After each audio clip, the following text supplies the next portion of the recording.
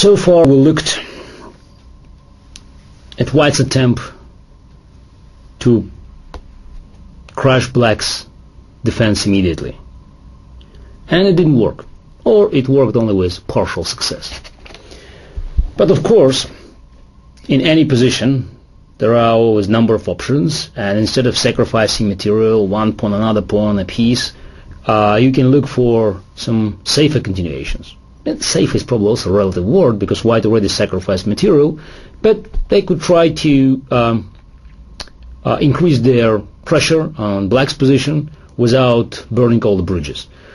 So in this main line, one of the main lines that starts with 10 f5, instead of sacrificing the pawn on e5, as we just looked at, and discovered that with very, very precise defense, making number of only moves, probably more only moves that one could dream to make during the entire tournament, black could save the game. But since these moves are made, it's just about your memory, capacity of your memory to keep it in, and so white has to look for some other options. And one of the ideas that was quite popular in 80s is to play simply bishop e2 at move 13. Bishop e7, castle, castle.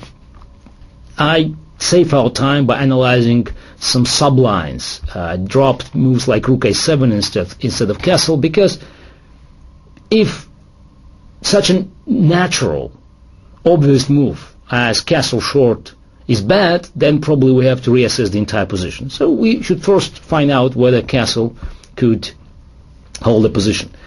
And again,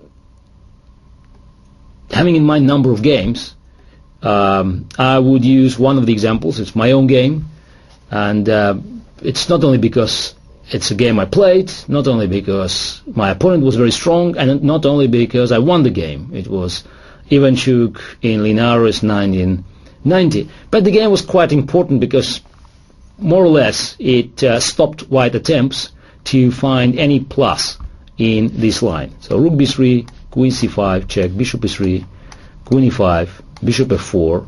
Now bishop f4. It's, by the way, it's a very good line to make draw, and we know how many sharp lines were turned into the repetitions, and how many games were fixed by just following this sharp line. So after bishop f4, queen c5, check, bishop e3, you can shake your hands with your opponents if you wish. But of course, white didn't play such a sharp line to make a draw.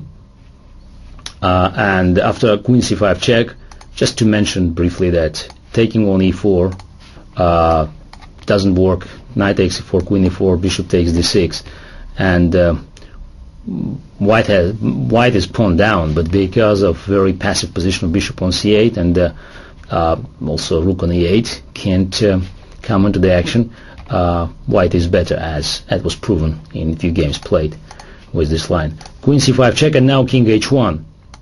So that was the idea, and now it seems that it's not easy for black to solve the problems, because natural move like e5 is losing immediately. Bishop e3, queen a5, bishop b6, and eventually this queen is lost. But black has a very good sharp continuation, so that's what you have to be prepared, always to look for some tactical resources to support your positional claims. Knight g4. Now after bishop takes g4, e5, it works because rook on f1 is hanging. But instead of taking on g4, white could simply play h3. And then we have a fourth line, e5, knight a4, queen a7, check, king h8, ef4, so h takes g4, e takes f4, knight b6, and that's how Ivanchuk played. There were some games played with rook b8, and black got some problems because white could simply take on f4, and taking on b6 was not possible, because then white queen appears on f7 with devastating effect. So you can look at all the lines in the commentaries for the game. But after knight b6, I made a prepared move d5. It opened position in the center, and so position was equal. But Ivanchuk pushed very hard. He wanted to win, and he lost. So that was the end of that line. But again, you could see that even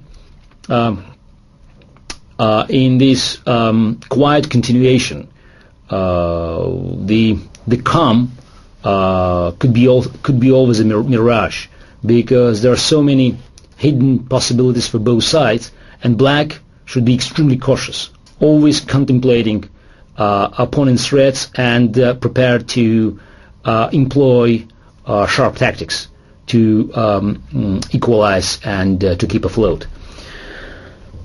But there were other lines where white wanted to build up its attacking potential before cracking black's defense in the center.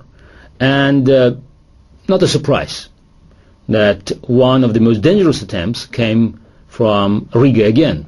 It was Vitolinš and other Latvian players like Edvin Cengiz and Zigord Lanka that worked out the line with bishop e2 instead of f5 on e5.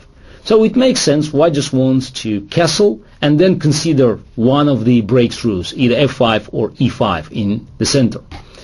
So in some games, black played very naturally knight bd7, castle, bishop e7, and now the idea let's call the Riga idea, worked out beautifully. e5, d5, f5, knight e5, and now bishop takes f6, with the idea that after bishop takes f6, rook takes f6, g takes f6, knight e4, white creates a very powerful attack. So in many Sicilian lines, you shouldn't be very stubborn counting the pieces, because that's what we can do. If we count the pieces, we discover that black has an extra exchange plus 2 pawns. But it's not about just material. It's about the activity of your pieces. It's about the ability of your pieces to play a vital role in the battleground, in the main battleground. So in the section of the board where the game is actually being decided. And now when you look at that, you discover that black rooks on a8 and on h8, they are giving very much contribution to the black's cause, while white knights on e4 and d4, especially this one on e4, are extremely dangerous. And then, for instance, after queen e7 and queen f4, black position is very, very difficult. So another line was to take on f6 with the pawn. That's what black tried when they recognized how dangerous was exchange sacrifice. But again, knight e4, f5, rook b3, and after queen a4, queen c3, and this position proved to be extremely dangerous for black again. Saying the position was dangerous means very little unless you look at the lines, at the commentaries, and just recognize how difficult it is to defend this position when you are facing a very skillful, aggressive, creative player.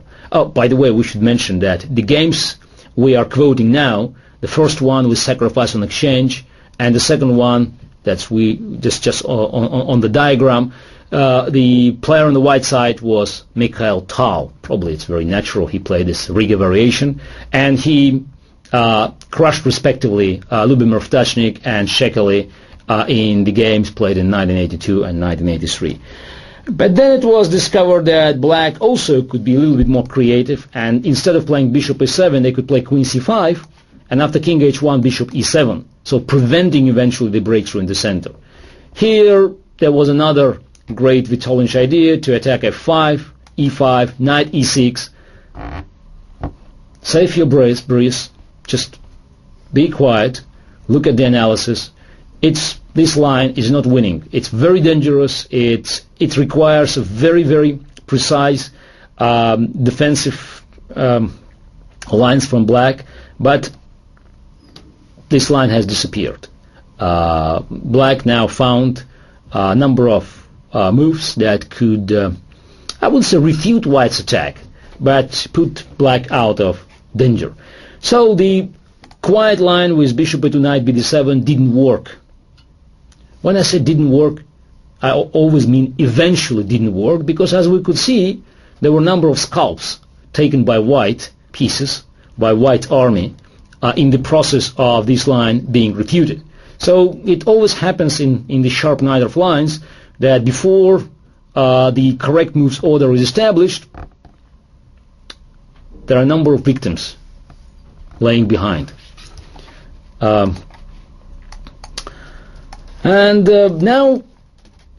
I would say that we virtually exhausted Rook b1 line. Again, it's all very relative, saying we exhausted. I tried to show you all the options and just concentrate your attention on the moments of the fight that would be most important for you to learn it.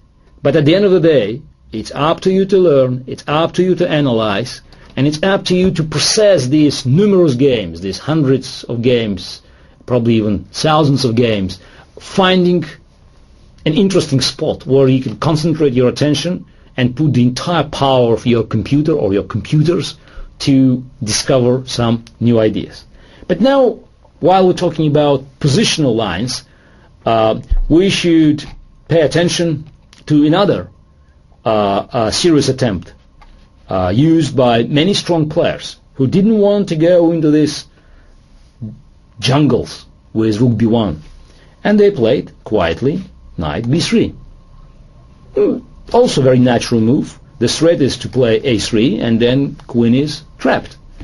Of course, black could play knight c6, and after a3, knight a5, the trap doesn't work. So there is no refutation of knight c6, but it seems to me that white has more options to fight for initiative, and there are more dangers that black is facing, and that's why more players preferred an immediate return of the queen a3. So that would be another key position that we have to look at. And now, although we're still dealing with very sharp lines, with complications, with sacrifices, it's not as